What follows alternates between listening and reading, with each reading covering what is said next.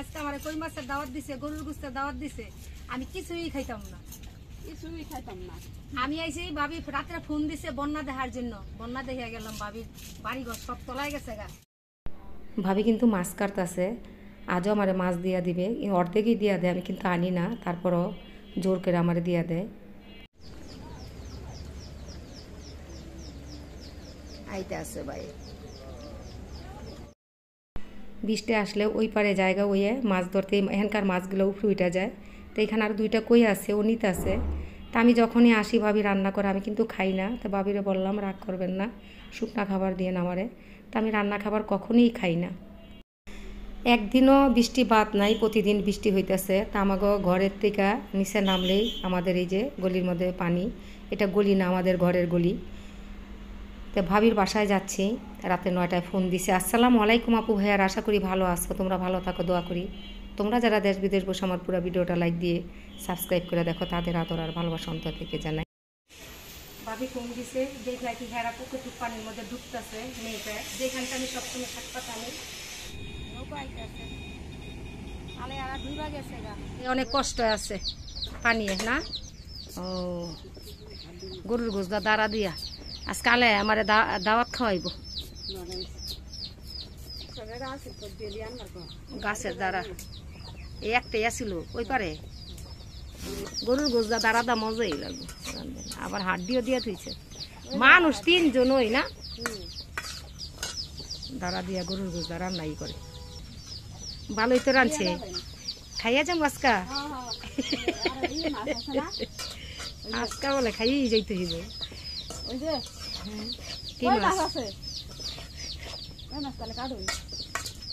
বাচ্চারা চেউ মেউ করতেছে কি নাই মশলা।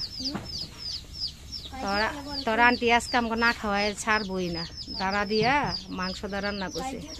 ওই যে বাচ্চারা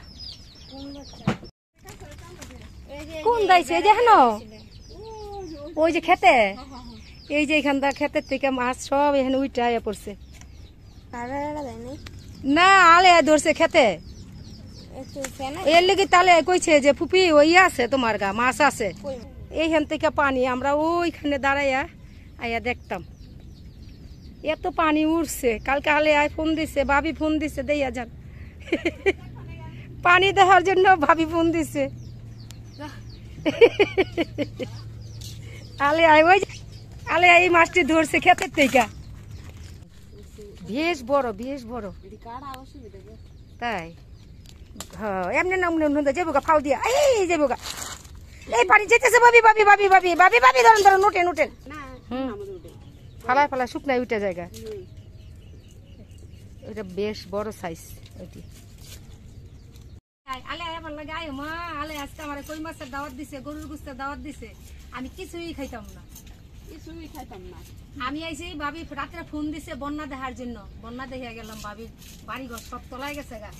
এইখানে পানি ছিল, ইয়া আমরা নাইমা নাই মাটি ছিল, মাটি ছিল ওই ওদিক থেকে হেনাইছে। আর আলে এই মাছটি ক্ষেতের থেকে ধরছে। যে জমিনের তো আমি কুই শাক লাল শাক আনি, সেই জমিনটা ডুবা গেছে। ওই জমিনেই এই মাছগুলো উঠছে সকালের বৃষ্টিতে।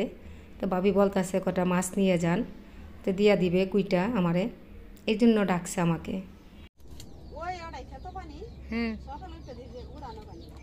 সকাল উঠে দেন উঠানে পানি, এরকম জায়গায় পানি থাকতে কেমন লাগে।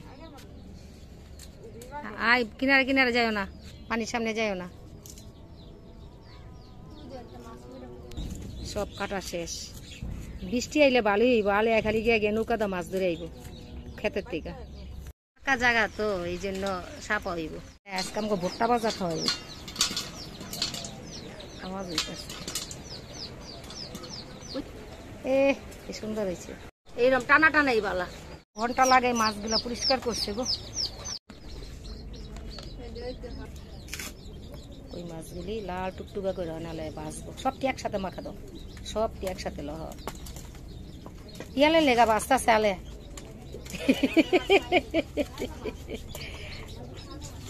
আজকে পিয়ালে খাইব এটি সব।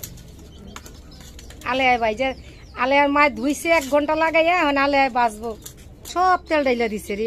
আলে আয়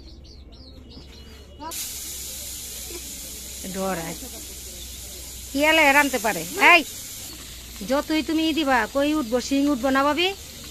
আবার বোনটা দাঁড়ায় রয়েছে।